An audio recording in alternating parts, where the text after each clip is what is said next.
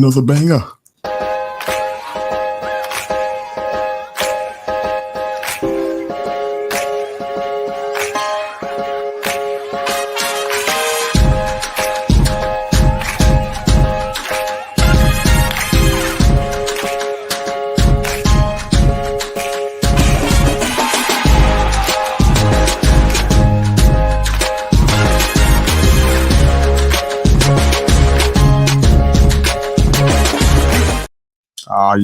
Yeah. Welcome back to the All-Purpose Pod for an all-purpose life, wherever you are and however you're hearing. They call me Mr. You, the podcast. But thank you again for making us a part of your morning, your day, and your week.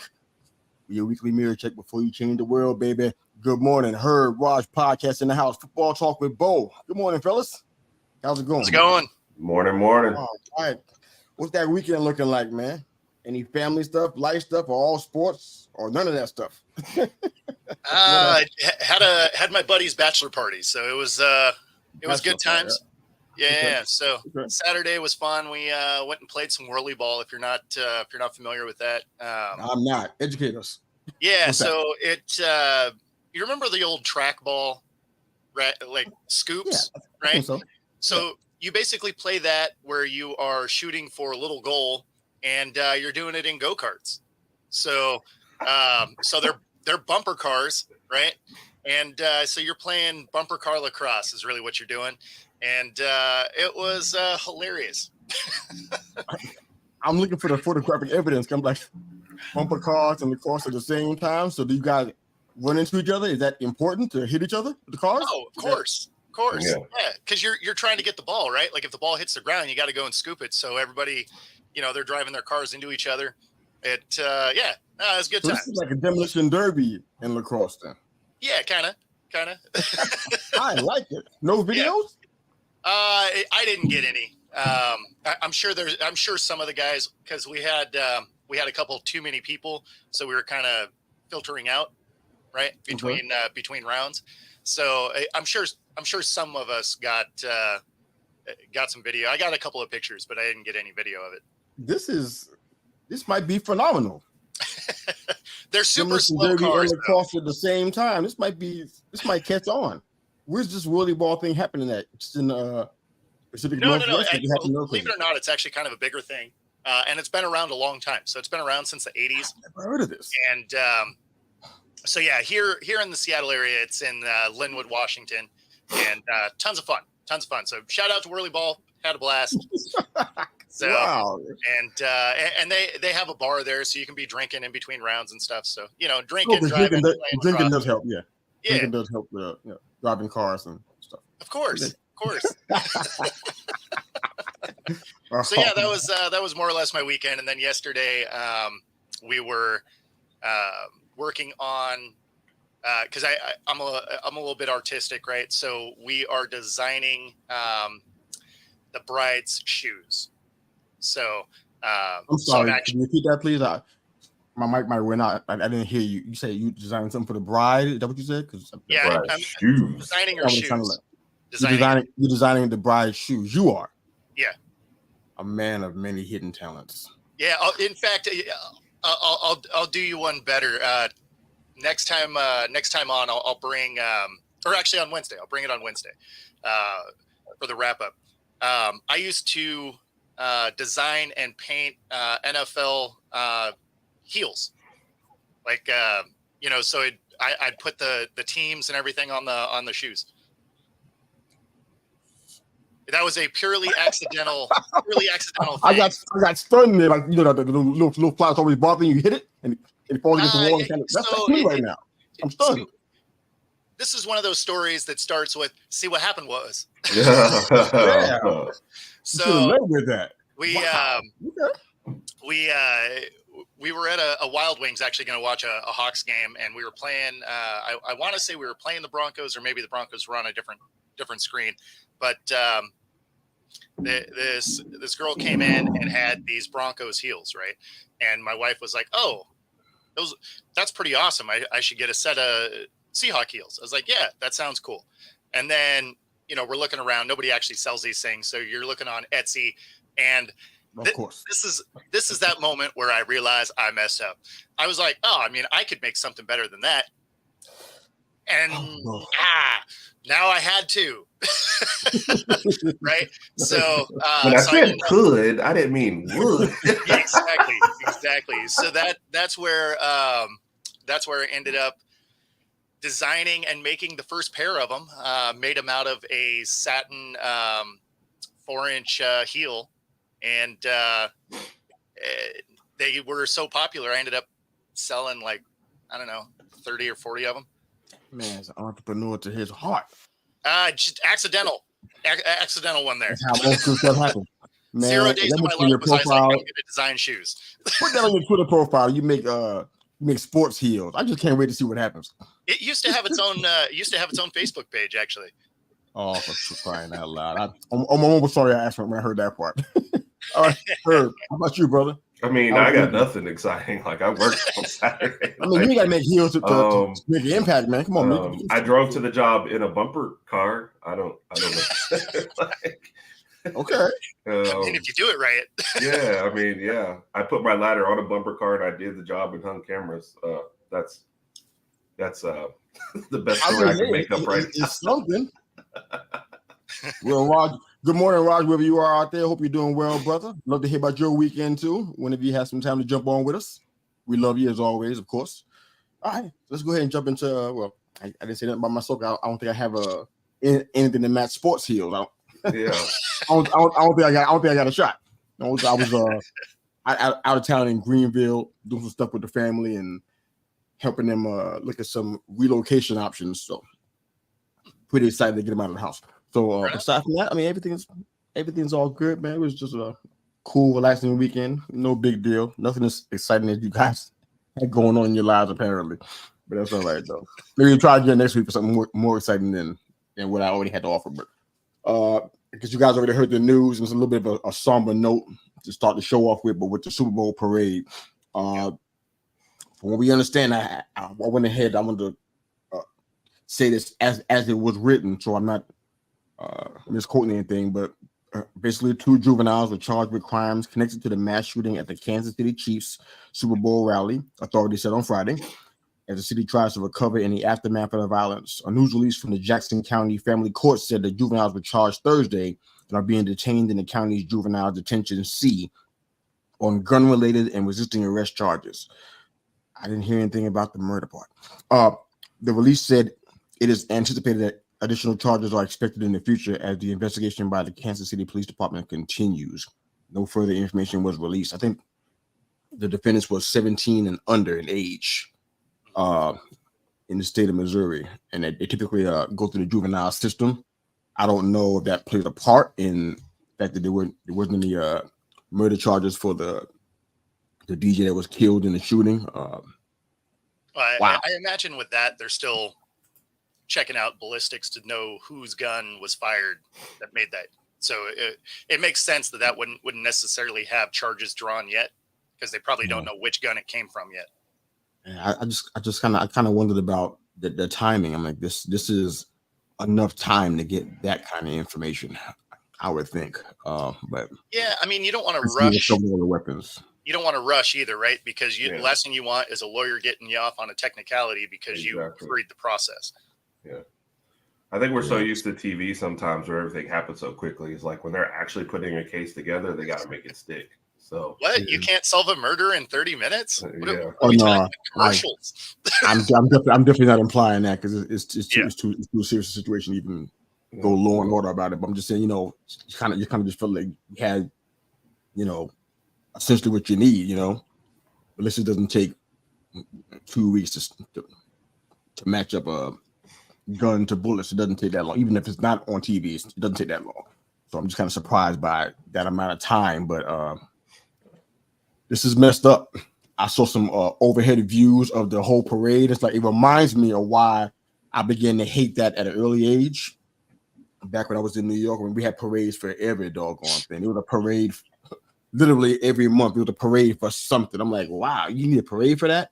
And when you're in it, I mean, overhead view is much safer than being actually in it. When something break out, and I've seen that in my own life. I've been in a big crowd downtown Brooklyn in my early youth. Shots start breaking out. Guess what happened? everybody starts running in whatever direction, have no idea where the shots are coming from. They could be running towards, they don't even know. And it's like, me and my mom get separated, for a little kid, that's terrifying. Be separated from your mom in a big crowd for people who you don't know anybody but her. So imagine that in that scenario out there. I mean, the crowd was wall to wall. People like, how do you even police that? It was just a recipe for disaster. I mean, I'm not saying don't have parades and whatnot. You got to do that to celebrate your team's accomplishments or whatever. But man, all it takes is something like a gunshot, and that's total mayhem and chaos immediately. It was just crazy to even see that, man. But what were you guys hearing on your side of things? Anything that you think would add to the conversation about this, or did you see or hear anything that No, I mean we just don't really know a lot yet, right? Like we know the two juveniles. I know that they were talking about there may be some other suspects they're still looking at. Yeah, I heard that. Obviously we don't know about the ballistics of whose gun it actually came from that killed the DJ. There's a lot of unknowns, right? I mean, you're only you're less than a week removed from it, so I would imagine you're going to hear more information over the next 3 to 5 days as the investigation starts to come together. But yeah, I mean, as it sits right now, there's just a lot of questions marks. And of course, at the end of the day, you don't even really know what the purpose was behind it. Because I mean, if it was one person, you're like, okay, lost their mind, whatever. But this was a group effort. So usually when it's something like that, there's something fueling it. Right. And, obviously we don't know that yet either. So, just more questions than answers at this point. Yeah, they made it kind of sound like it was a dispute between a couple of people, and then it evolved into. I know the one in Atlanta. Had an option. I'd take that over the other option that people normally think in today's times. Shooting, yeah, right, and trying to hurt people. I'm like, I'd rather take the other one. The two dummies had guns, and they had an argument over a hot dog, and then that's what happened. I mean, I'd rather have that. It's not great, but it's a better scenario than the other potential possibilities. So hoping. And I don't get how we've gotten to this point where I don't like you. We're arguing about something. Let's go out in public and start shooting. Like, I just don't get.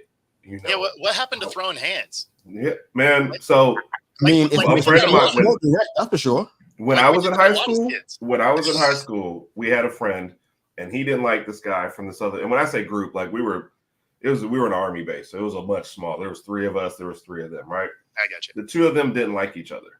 After school one day, they went out. They threw hands. Our guys lost badly. We broke up the fight. Everybody went home. Yeah. That was the end of that. And it's like, okay, it can happen. And I know it's violence answer now, but I'd much prefer these guys go into a park, fist fight one-on-one. The problem is everybody feels like they have to get involved. No, I mean, you guys go over there, duke it out. One of y'all wins, one of you lose. Everybody walk away, go home. That's the end. Facts. I mean, that's how I grew up, man. I mean, that's what that's kind of all I knew. The whole gun thing was like a whole disruption for what I was accustomed to. This is crazy out here. I remember that one like it was yesterday. Like, this was the way we solved it. And we said, okay, you guys don't like each other, go handle it. There was never a thought of anything bigger than that. So you might throw a punch and miss, but when you miss with a bullet, it kind of hits different. You know what I mean? Guns were around, but they weren't things that you immediately went from 0 to 100, right? I mean, there was an element of it. Like, you knew things could escalate to there. Like, you knew that was possible. But yeah, I mean, generally you'd box, and if you lost, you lost, and if you won, cool. And then everybody just kind of took off, and it was funny because there was even like, so here's a good story for you. I was at a Sherry's, right? Had nothing to do with Sherry's. Let's just put that out there. It just happened to be the only thing that was open late for minors. And so anyway, we're there, and there's a group of us and a group at this other table, and me and my buddy, we show up to the group late, and these 2 tables have been, jaw-jacking back and forth for a long time, and they've just been basically making each other mad, and finally they're like, we're going to box, right? And we're like, okay, well, I mean, we're not going to, we're not going to support our friends, right? We don't really even know what's going on, but we're like, all right, whatever, I guess we're fighting. And so we go piling out, and of course it's a Sherry's, right? So y'all got to squeeze through the same front door, right? Which is already kind of a weird way when you think about it. But so a bunch of our friends get out before us, and then me and my buddy Kurt, we were kind of trailing, and the other group was going out with us, and everybody went outside, and the friends we were with bounced, right? Like they ran to their cars, took off. You got to be kidding me. And then it's me and my buddy Kurt, and then this whole other group. And so we just kind of backed up to each other, and we're like, I guess this is happening. Like, and they're like, where's your friends? And we're just like, I don't know.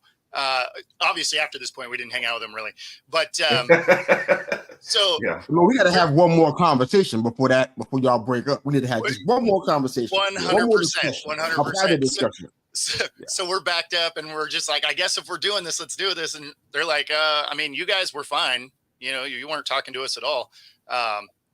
He's like, now your friends. I was like, well, don't worry. Our friends are still going to get beat up. Like you cause a fight and then leave me hanging. Yeah. You're catching some hands from friendly fire. Yeah. I don't know if this is a thing that we're going to just kind of just ignore with time. Cause I mean, lives are lost in a situation and people were wounded, and who knows how the emotional scars that we can't see that doesn't make the news cycle. But I wonder if the NFL can say or do anything in this, because it's like, wow, parades are going to happen when teams win. I mean, in certain cities, and we've seen it in the past, they're climbing up light poles and burning the whole city down. That's not this, but it's like there seems to be a pattern of behavior after these big wins and whatnot. And kind of something we've been talking about before. I think it's relevant. Sorry if I spend too much time on this, but just when we get into our fandom, it's just amazing to me how we act. I'm not saying it's the same thing on Twitter as it is in the Kansas City or Philly or New York, whatever. But it seems like we just take this thing really, really seriously, maybe a bit too seriously, where we say things. I mean, people got death threats on Twitter. I mean, really? Death threats? Are you kidding me? Posting people's addresses on Twitter because you don't like what they said about your team? Is that what we really are? And it's like, that is a microcosm of what's going on in the heads of people. Then they go out here at these public events, like a parade or some big event, fan event, whatever it is, and they just go out here and show out. And I'm like, I'm not saying the NFL can come inside here and be the authority, because they're not the authority over everything, just over football. But it's like, wow, what does? How do we deal with this going forward? Any thoughts on this? So this is one where Jeremy's kind of right? Like the NFL can't do anything; they're not responsible for the outside incident, which is true. But the problem is the event is the NFL's kind of deal, right? Which affects the city. So the city may want to change how it is you do this parade. Like they may end up getting it to a spot where there's a motorcade that goes by. Your players aren't walking around, kind of like a normal parade. So they limit, the amount of people that can be around. And then, maybe they escalate it to the point where they do it inside the stadium and you have to have a ticket to get in. I mean, it's tough to say, but it's probably. I would say that we're going to start seeing a change in how it is parades and stuff happen. Gosh, I hope so. Let's say good morning to our guy. What's up, Jeremy? Good to see you, brother, and thanks again for chiming in with us. Miss you, man. Hope you're doing well out there. All right. We got several comments, but I want to go ahead and keep on moving, and we'll come back to those if we can. All right, so this is a story that I don't know why I'm finding this strangely interesting. Kind of segueing from a horrible event to something a little bit more lighthearted with sports and stuff, but this Justin Fields, Caleb Williams thing.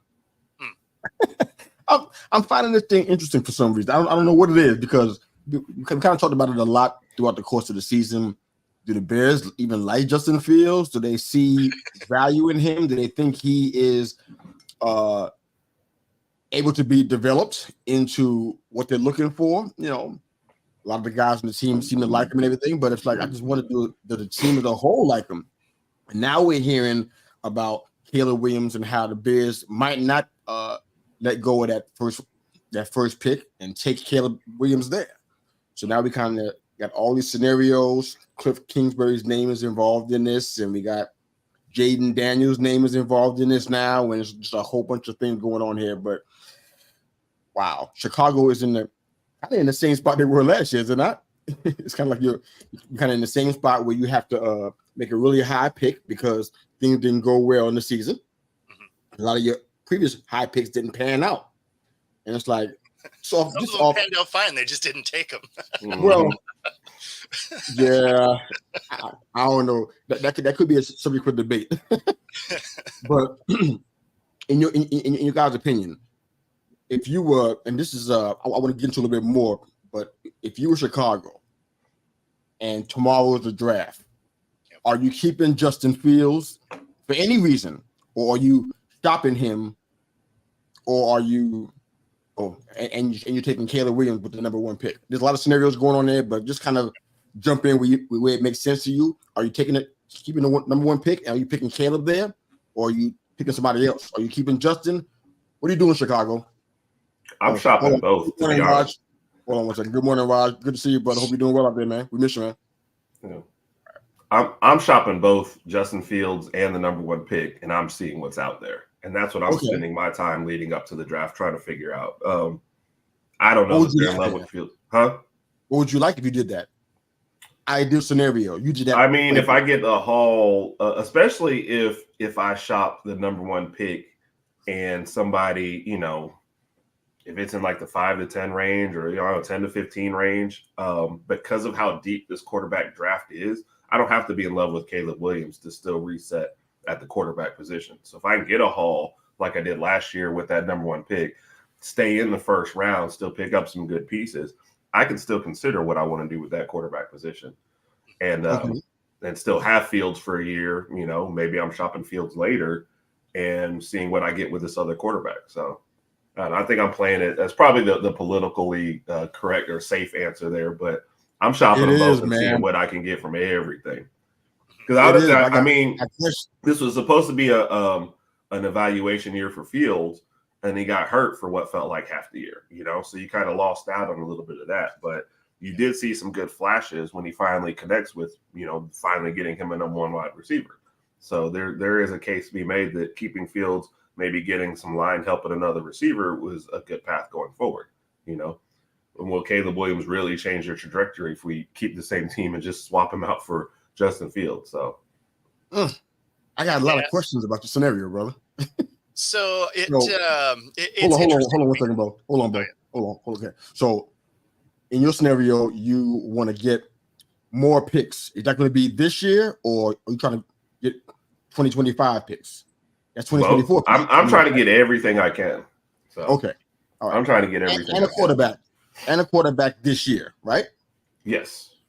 I know I can get a quarterback this year with how deep it is. It's just, am I in love with one of the maybe second tier of guys after the I really feel like the first tier is really Williams and May. I know they put Daniels at number 3. I don't know if I feel like Daniels is to the same level as other guy. You know, I know he would have gotten my Heisman vote. I was fine with that, but his build and running a little bit too much, I don't know that you're trading off anything if you take, you know, get rid of Daniels. I mean, like if you took Daniels and got rid of Fields, I don't know that you're really changing, you know, what you got going on. I like May better in that scenario. So the exception. But you wouldn't get him in your scenario though, so you probably wouldn't get May. So who would you take instead? I would do my work on the other guys like that Penix, Nix, McCarthy group. You know, I would be, and honestly, out of those 3, I'd probably like McCarthy better. But I would do a little more evaluation on that group and think about that. So, and I see over there he missed 4 games. It just felt like it was more because it was middle of the season, so it just felt like it kind of broke up the continuity. He seemed like he played decent when he came back. Fields did, but I just don't know. It just didn't feel like enough from him to solidify the job. Okay, that makes sense. Hey, bro, how about you, brother? What would you do? Yeah, I Chicago's on the clock. This is one where I've gone back and forth, right? Because there's elements of either side that really do make sense until you start looking at how that team's constructed and just kind of how bad the Bears are, right? And so at this point, I'd probably move off of Fields, right? Because you don't know what he is. You haven't really seen anything from him yet. And you got to pay him next year, right? But it's not like you are a quarterback away from being good. They are 52 men away from being good. So, I mean, they need some help. So adding the burden of a large dollar contract doesn't make any sense. Whereas you could move Fields, granted, you're not going to get a lot for him because nobody else has seen anything either, right? But, I mean, you're probably going to get like a 3 and then maybe another 3 next year that could escalate into a 2, right? If he does well wherever he goes. Like that's probably what you're going to get for him. But at the same time, you need so many other pieces. Using a bunch of your cap on a quarterback that you're not sure of doesn't make a lot of sense. So if you were to trade him, get some draft picks, and then also probably trade off of one, because I don't know that Caleb Williams moves the needle really. He's a good quarterback, but any one of the top 5 quarterbacks are going to be pretty decent prospects. You know, all of them are unproven at the NFL level, so you really don't know. Like some of them are going to hit, some of them aren't. But I would probably move off of one, especially if you can stay in the top 5, so you can still pretty much get who you want. And then you also get, you know, someone else's one, and then you get, you know, a haul as well, right? Like you're going to get you'd probably get a 1. You probably get multiple ones, right? Like you probably get this year's one, you probably get next year's one, you probably get a couple, like a 3, a 4, and a 7, you know, because it's the number 1 overall pick. So with all of that draft capital, now you can start adding offensive line, maybe go get a receiver, you know, bolster up that defensive line a little bit. So, I mean, there's a lot you can do with where they're at. Now it's the Bears, and they're going to do the wrong thing no matter how it goes down. But yeah, it's going to be interesting to watch. But I think at this point, because they haven't shown any faith in him, you probably move off him. Yeah, I got a point and a question for you guys. The point is that it could just be me. I mean, I've been watching this thing for longer than I care to admit. But it feels like this number 1 pick doesn't have the legs that previous number 1 picks have had. In like, there's not as much desperation with other teams to be there as they used to be. And it feels like, you know, some people probably would allow you to go ahead and make a leap. Like the Commanders are thinking about making a leap. I guess they are, because Kingsbury wants Williams so bad. For obvious reasons, USC connections and all of that stuff. Yeah. But very few teams are probably willing to do that. And some may want to, but they don't have the money to do so. So it doesn't feel like it's the same thing. But for you guys, Chicago, you guys are on the clock, and you keep a number 1 pick, and it's been decided. Are you taking Caleb Williams, or are you taking somebody else? If so, who? Like if you had to keep the number 1 pick? Right. No other options. You're not trading out of it. You got to take somebody the number 1 pick. Who are you guys taking for Chicago in the situation that they're in? Whether you keep your Fields or not is irrelevant. Who's going to number 1? I'd probably take Williams because he's a little more mobile. Yeah. And if I'm behind a bad line, I feel like I might need that little improv that he brings to the table. Okay. But your point kind of highlights, I think, the other things we're thinking about. If I trade into the number 1 spot this year, I'm probably not that great at a lot of other things, and I'm giving up a lot to go get a quarterback who's going to get killed back there behind whatever else I got going on. Versus these guys got a $67 million salary cap. Right. They're going to be cutting people. Yeah. These same that's like could be a new regime. Yeah. Well, and to your other point, like if let's say like I don't know if we're talking about with the Raiders, and trying to get into the number 1 spot or whatever. If I don't, and I don't trade that haul, I stay back there, I can get one of those second level guys that I can bring along the way I need. Because, Aiden Connell might not be the answer for the future, but he would at least be a stopgap for one more year while I bring my guy along. And I can get somebody I need back there without having to give up a whole lot and gut the rest of the team to do it. So that's why I think there's less on trading into the number one spot to get Williams versus, you got like 6 guys off the top of your head that are maybe possibly first round draft worthy, So first round to second round worthy is what I would say. I've been having a hard time. I'm getting to you, Bo, in a sec. Having a hard time finding guys in this draft. I'm like, you know what? Number one, overall, you're it. I'm having a hard time finding those guys. There's some, but I'm like, wow, the number one. No matter what, de facto number one. I'm having a hard time in this draft. And this is a draft that has more. It's probably quarterback heavy. I'm not sure about wide receiver, but it's probably pretty heavy in O lineman for sure. It's like, but number one overall, it's like I don't know who to put them. At some point, we're probably doing a mock draft amongst us, a mock NFL draft at some point. It's probably going to happen before the draft actually happens. I'm going to be in trouble if I don't get a revelation quick because I don't know who to put in the number one. I'm not sure it's Caleb Williams. Yeah, that's not easy for me as it is for everybody else. It seems like. So go ahead, bro. I'm sorry about that. Go ahead, jump in. No, you're good. Caleb Williams just has the most. He has the most press pushing it, right? So what it is, the team scouts are going to do, tough to say. Because if you're the Bears, Caleb Williams is, relatively mobile. Daniels probably actually does make the most sense, right? Because he's probably the most mobile of the group. And if you're not going to address that offensive line, you better have a guy that can run. So but I his think body type though. I'm with you.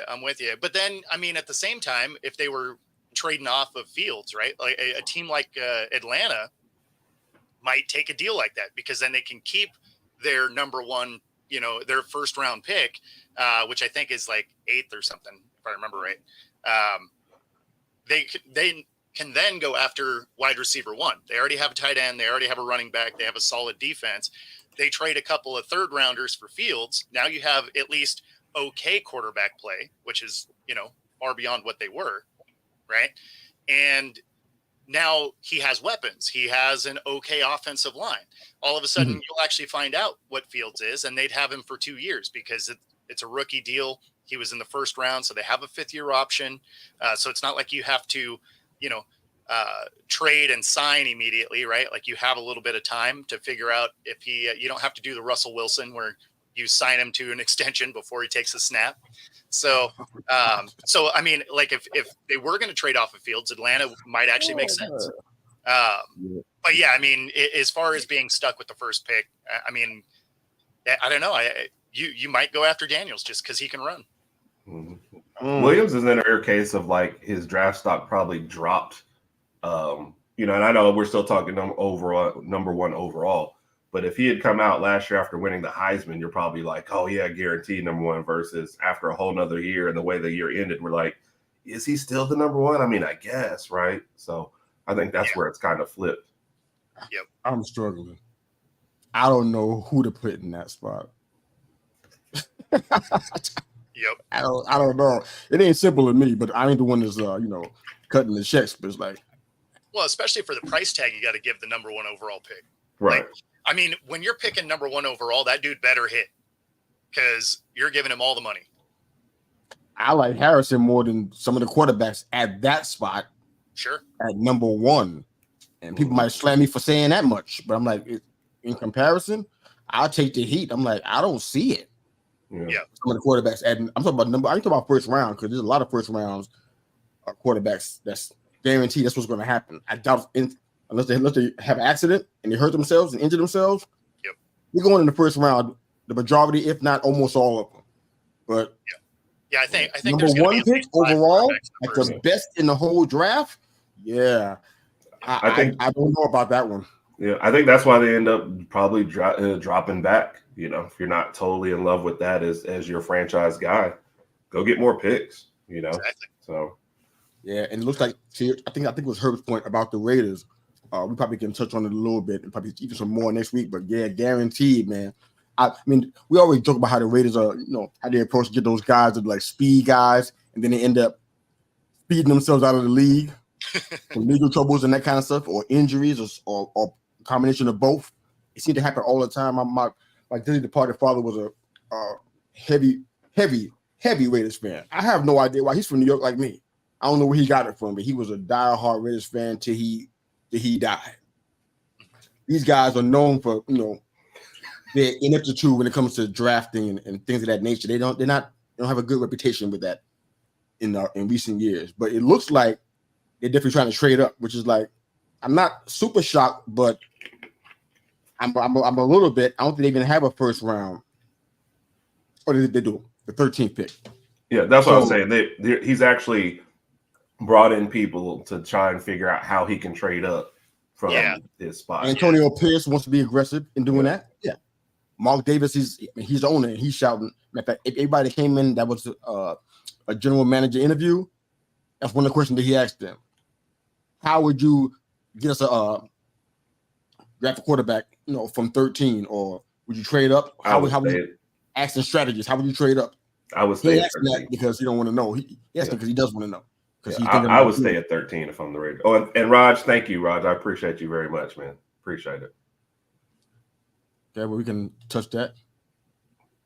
For once, Herb actually made a decent point. Draft wings and shop around. Surprisingly thank you, Raj. Surprisingly nice viewpoint, Herb. Wow. Oh man. That's that brotherly love. Let's finish up on the Raiders, and if you want to, Herb, you can definitely retort because this is you guys' show as well. You can. Oh no, I'll get it back tomorrow night. We're not gonna bog you down with that. Yeah, go bog me down. Yeah, it's my life, bro. I'm with it. You know what I'm saying? Well, I don't want to bog you down with the brothers' beef. We got a whole hour. Why do you guys even have beef? Is my question, but that's the story. I mean, because siblings, man. There's a certain part of me. I can root for the Dolphins and still give him crap about the Dolphins all day. So absolutely, that's fair. So with that wrinkle, you got in Tom Telesco. They brought in as the new GM, which is like, you guys know I've had some kind of weird infatuation with the Chargers. I don't know what that's about since the mid '80s. I don't know what it's about, but I know who Tom Telesco is. I know him very, very well in regards to his work. His drafting acumen, I know him very, very well. Been following him for decades now, it seems like. But the Raiders moving up will probably put them in the place where they would try to maybe go after Caleb, which I don't know how. That'd be a huge jump. Mm-hmm. Drake May, Daniels, Bo Nix, Penix, or to Herb's point, J.J. McCarthy. So these guys are trying to get a quarterback in, which we know why, because Jimmy G is he ain't gonna make it. Yep. And Aiden Connell, he had his chance, and he's not going to make it either. So they gotta have somebody out there. So they're pretty desperate. Yeah. So I think that sitting at 13, it might be a safe pick, but I feel like they're not in a position to kind of sit there. I get where you're coming from, Herb. If I was them, I probably should, but they in trouble because if it's not here, you got to go through free agency to get a quarterback. I mean, who you getting from out there? Who you picking up? You know what I'm saying? The pickings are kind of slim. We just put it like that, all right? So how you gonna do that for who you can get for that? Because Jimmy G can't hang around. I mean, I think they're kind of tired of the whole deal anyways. They brought him in for McDaniels to work in his system. McDaniels is gone. He's been long gone. So it's like he became expendable. Now you're talking about performance-enhancing substances, even more expendable now. Yeah. And you've been suspended. So it's like they got to do something. And it feels like just a bit of desperation. So teams up at the top, it should be salivating right now. It should be drooling right now over the idea that the Raiders might try to come up and give them a whole gang load of picks. If not this year, I don't know how many picks do they even have this year? And it's an important question to find out. You guys can check on that real quick for us. How many picks do the Raiders actually have? Because if you're trying to go 2025, these teams might not bite. They might want current draft stock. So it kind of depends. But yeah, I don't know what Telesco's going to do in this situation. I think he's a good drafter. I give him credit for that. He's picked guys that were really good. They just got injured. They got hurt. They have 9 picks, by the way. Sorry, They have 9. That's what I was looking for too. One in round 1, one in round 2, one in the first 5 rounds, one each in each of the first 5 rounds, and then a 6th round pick from KC, and then like 3 7-rounders. I don't feel great about that. I was hoping for a double-digit number because of these guys and all the spots that they got to fill. Right. All the areas they got to cover. 9 ain't going to get it. They need to have more picks, not less. They got a lot of areas to cover, man, not just quarterback. I'm talking about with the running back. And I don't know what's up with Josh Jacobs. Yeah. Who's behind him? Yeah, you don't even know. I'm saying? And besides Devontae and Jacoby Myers, that's your 1 and 2. You know, I guess you got them for a little bit longer, and tight end, I don't even know who's even back there. But they got to fill a lot of spots, especially in the trenches, because that was a big problem for them that they hadn't solved, it seemed like, yet. You know, the defense, I guess it improved since Carr left, but it's not where you want it to be. I think last time we checked several weeks back on the show, they were still in the 20s in defense rank, in the defensive rankings. So they're not there yet. They got to use a lot more picks than this. 9. Yeah. This is everything you're saying is why I say you don't give up a whole lot to get into the number 1 spot. You just have more things to fix. And jumping up there, getting your quarterback is just going to make it worse. That guy's going to be back there running for his life, and you have no idea. I just don't think he's going to be productive. So yeah, anything, Bo? No. It is what it is. So yep. Like I don't got anything for that. So answer the question. In you guys' minds, sound like you're saying you take Caleb over Justin Fields. Is that the consensus? I mean, from a financial standpoint, it just makes sense because you need so many things. You can't tie up a bunch of your cat on a guy that you don't even actually believe in. And I mean, everything we've seen shows they don't believe in him. Yeah. So, it just, at this point, I think you move on. Even if he could ultimately become the guy, he's not going to be the guy on this team. Yeah. No, I could see that. If you could trade the number 1 pick and still stay in the first round and trade Fields, though, I might look at that option, I think, and just take one of the other guys. And I think that's what you can do, right? Based on how deep this is. Like if you can pick around 8 or 10, you're still going to get one of the first round quarterbacks, right? Because there's other teams that need other things. So you get one of those guys, you trade Fields. Again, you're not going to get a great haul for him, but you'll get something for him. But then you're also trading off of the first pick, which means you're going to get 2 or 3 1s for him, right? And then some other pieces, maybe even a player, who knows? So if you can get all of those draft picks and a quarterback, I mean, that makes the most sense to do, which is why the Bears aren't going to do that. They'll probably draft Williams and keep Fields and then just make a mess of the whole thing. 100%. Yeah, I thought about that, but I'm like, man, nobody seems to see him as a mentor because that's what he would have to be if he stays. And they do take Caleb with the first round pick. I mean, they can theoretically do that. I mean, this is 4th year. That 5th year is $21 million. Yeah, I don't have to be high the Bears would even touch that kind of money. So, but nobody seems to see him as a mentor to Caleb. And I mean, if I'm still fighting for my football life and I don't know what's going on, I'm not mentoring anybody. And I don't see how you can have a guy as a mentor who you haven't even said is the guy yet. If you draft a guy number 1 overall, you have to move on from Fields. Yeah, like you got to get him out of the building because that is not going to go well. I mean, it seems like a very Bears thing to do because what's better than ruining one quarterback, ruining 2? Yeah. Why not?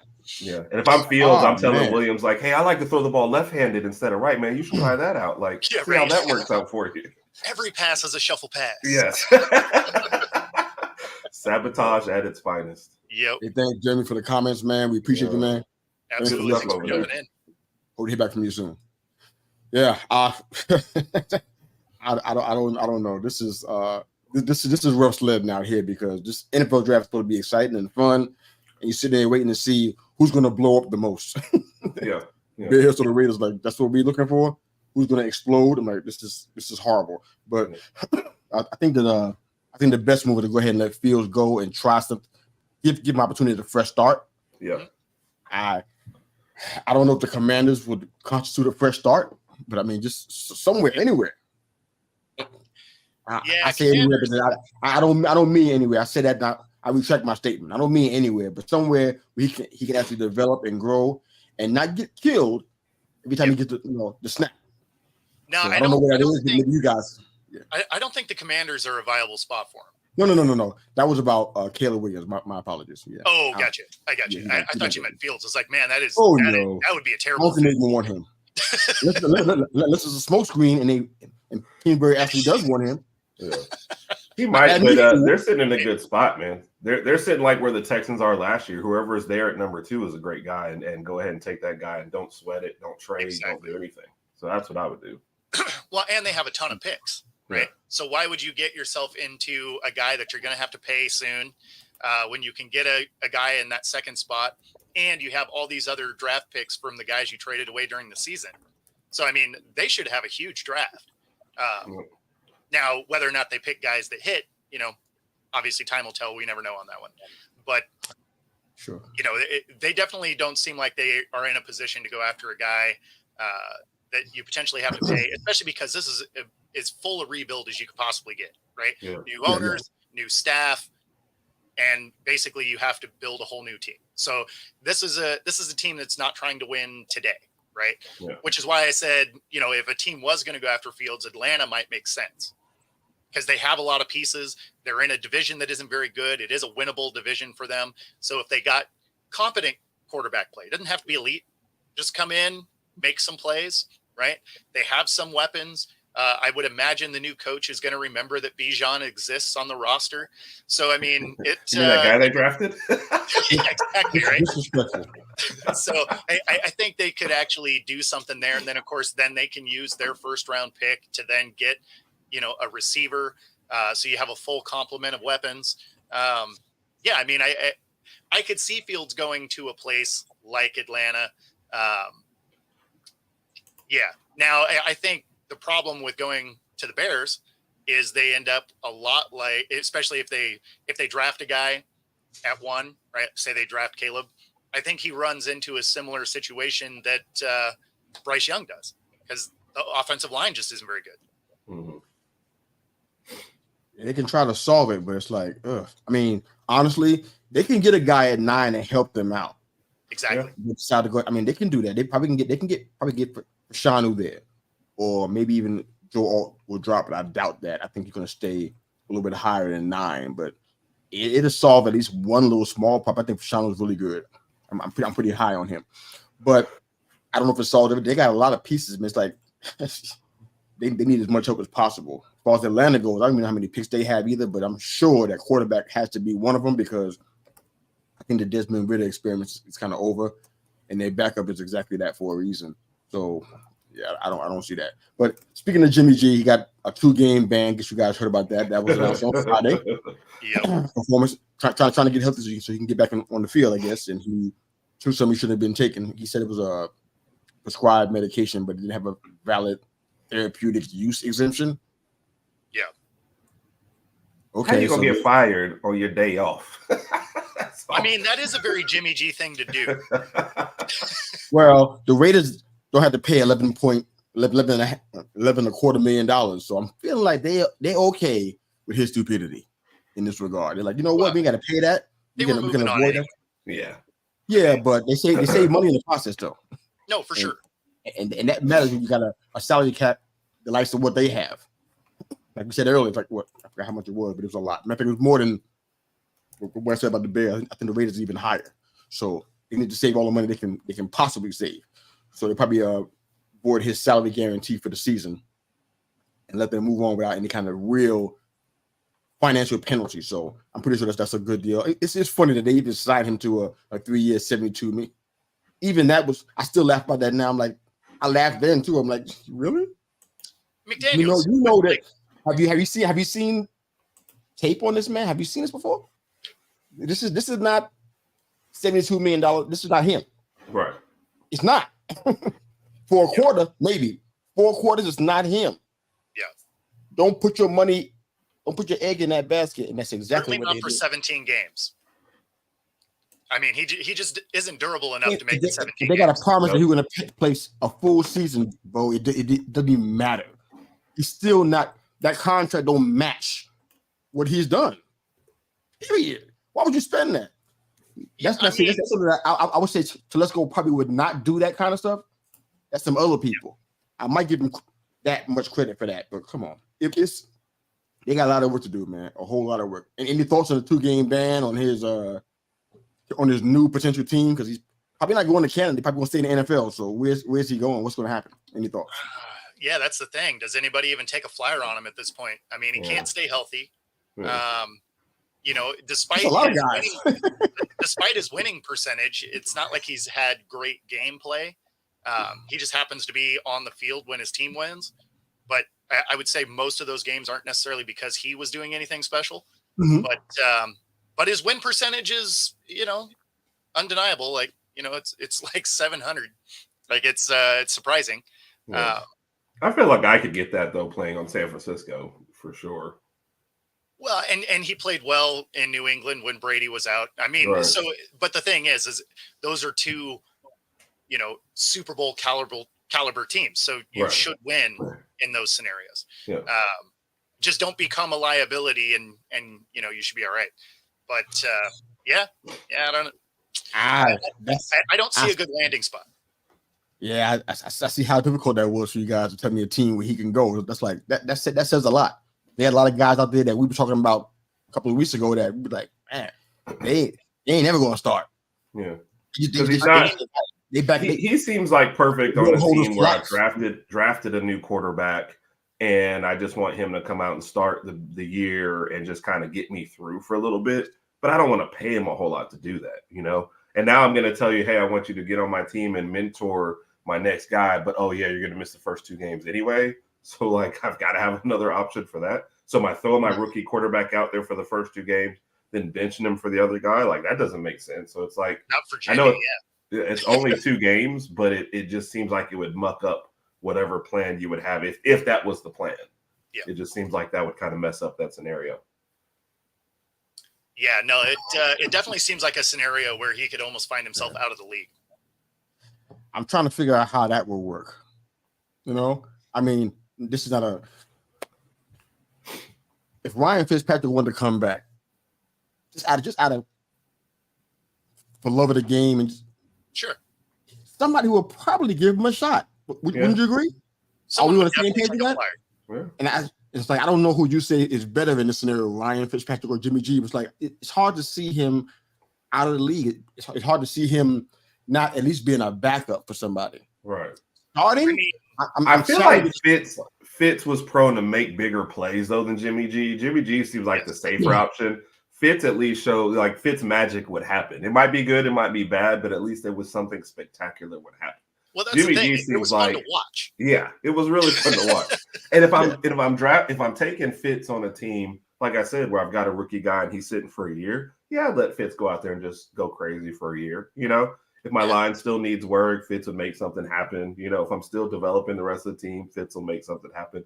If I put Jimmy G in that situation, I expect nothing good to happen, and he's injured by game 3. Yeah. No, but if you do let Fitz get out there and he's balling out, don't do what Miami did and just tank your season to get the rookie out. Yeah, I think enough folks are okay. So check this out. Let's play a little game. This is too juicy for me to let it pass. All right, so we're in trouble all of a sudden. We didn't plan it. Totally unplanned. Okay, I'm going through all the backup quarterbacks, the ones that we've talked about over time. All right, this one is Jimmy G better than? All right, Jimmy G. Bailey Zappi. Jimmy. Yeah. Jimmy G. PJ Walker. Probably still Jimmy. Yeah. He's on a streak right now. Jimmy G. Desmond Ridder from the Falcons.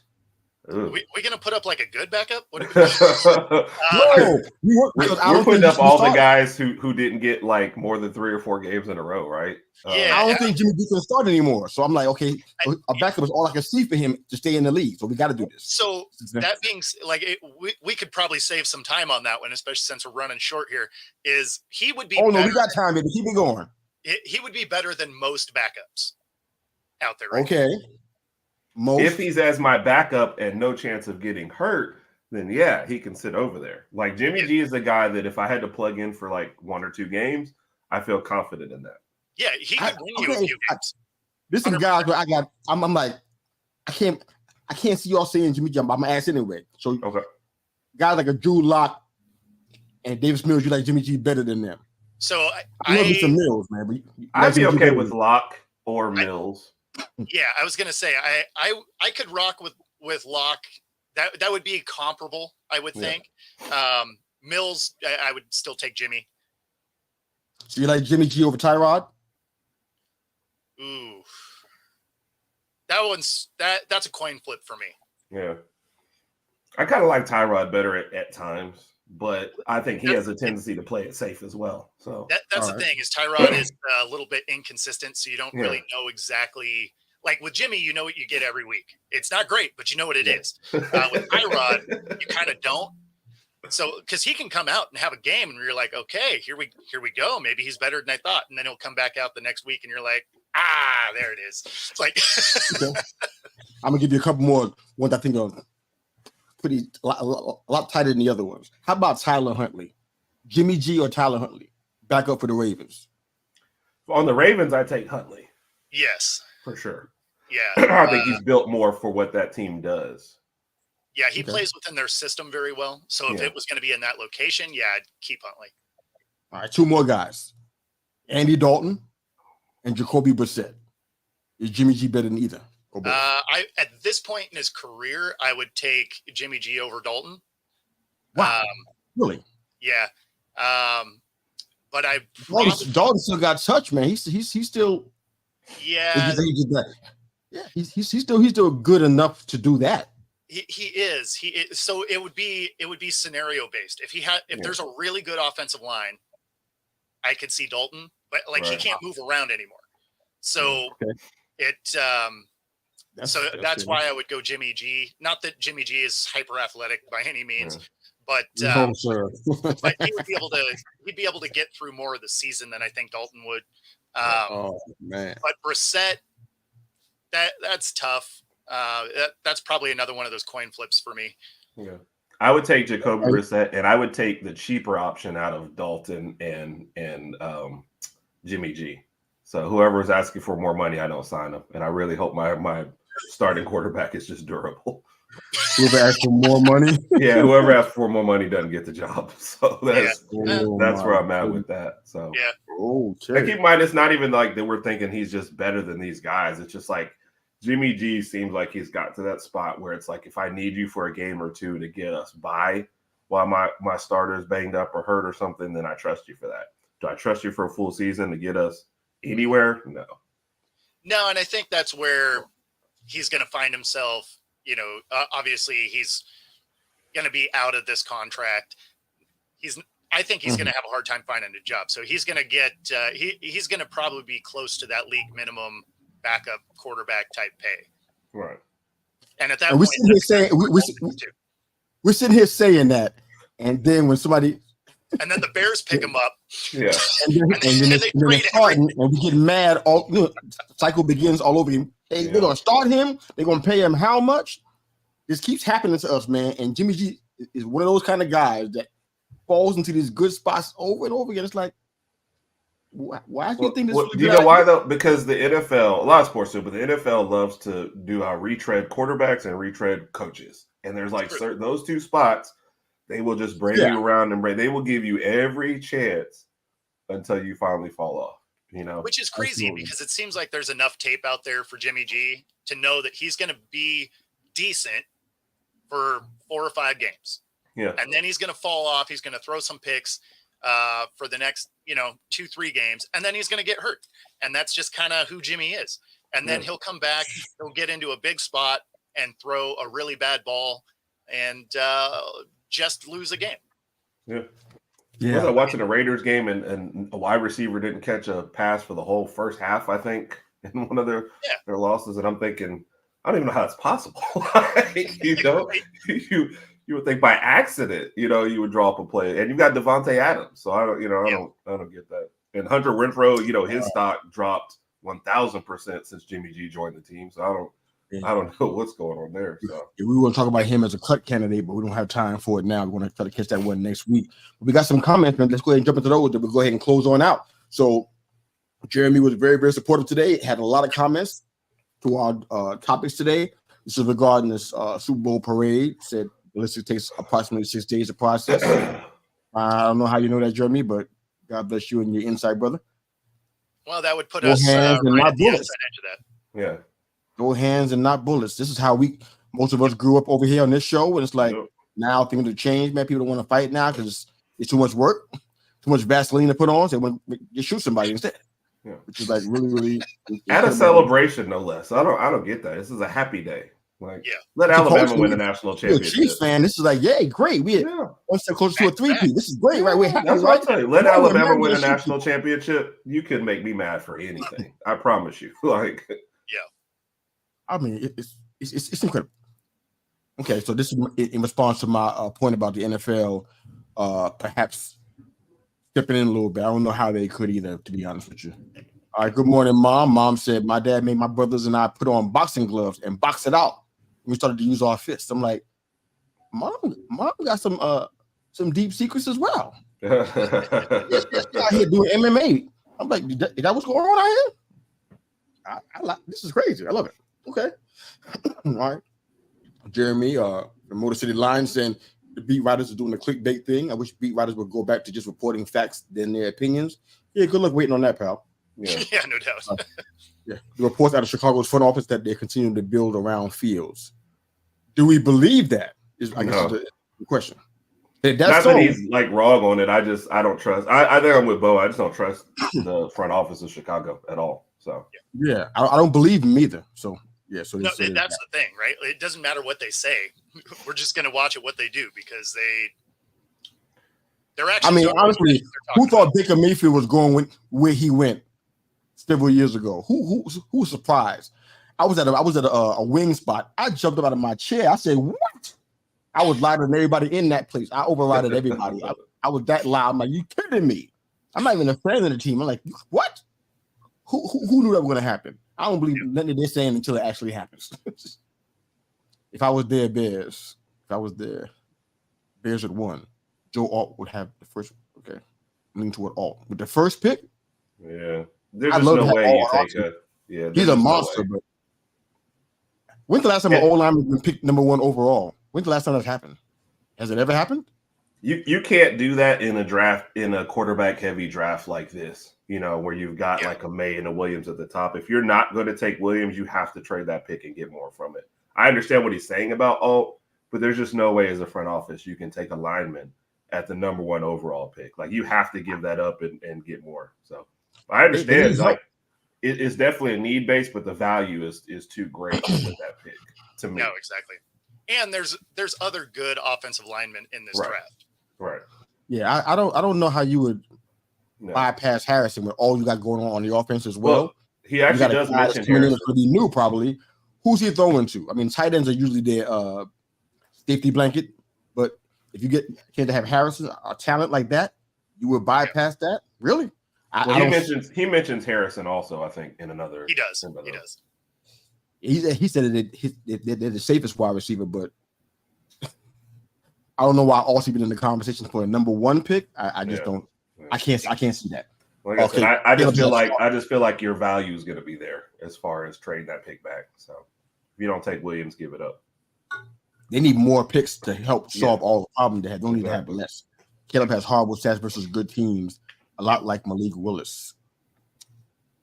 I don't think I have time to touch this. I don't know where that's going. He's saying what Malik Willis did in college. He was also bad against good teams. What was Malik Willis at, like Liberty or whatever? Yeah, it was. Yeah, that's. I feel like that's apples and pomegranates. It's not even the same. Okay. Oh, we already the slams heard around the world. I think that's when you were talking about the Dolphins. I don't think I heard anything about the Dolphins that warrants that kind of attack. No, I didn't hear anything that bad, or would have spent time on it if it was that bad. Oh, don't worry. I don't know. If that's okay. All right. Him and his play on words. Kyle Shanahan. Oh my God, Jimmy, you're priceless, brother. We love you so much. All right. So Orlando Pace was last. 97. I thought it was way earlier than that. 97. All right. Orlando Pace. That's thanks, Mark. That's cool information. All right, so I don't see it happening this year. No, regardless of this incredible stat. I don't see it happen. I don't know when this guy will have to be. Only thing I can see that's comparable to this that could happen. I'm thinking about the Spurs and Wembayama. That's what I'm thinking about right now. We ain't talking NBA, but it's just coming to mind. This old line guy got to be about 7 foot. 300 block 2 positions at the same time. Stop. Josh can move. He'll pancake you, and he can chase you down. Yeah. Only time I think an old lineman would go with the very, very first pick. He got to be a phenomenal physical specimen. Other than that, it ain't a monster. Plays left tackle and left guard at the same time. You know, can also throw a mean spiral. Good. Yeah, 4.3 40. Can throw 50 yards. Like I need, great kicker. Can kick an extra, 50-yard field goal. Like makes it.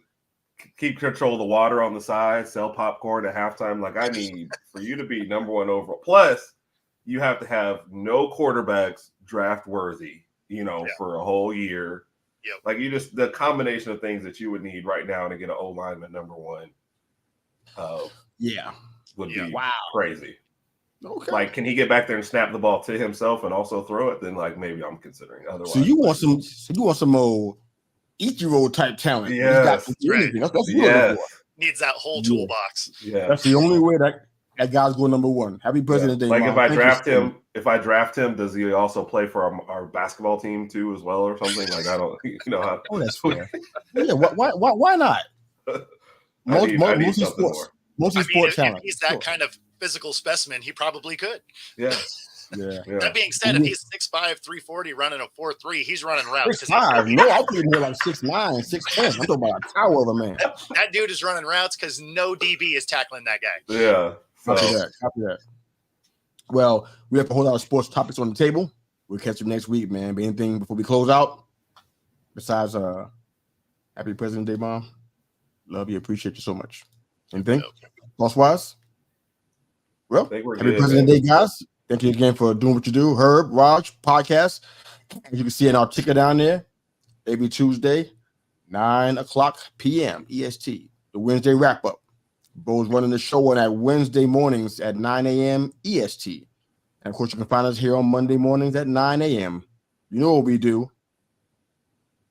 Love on the people, y'all.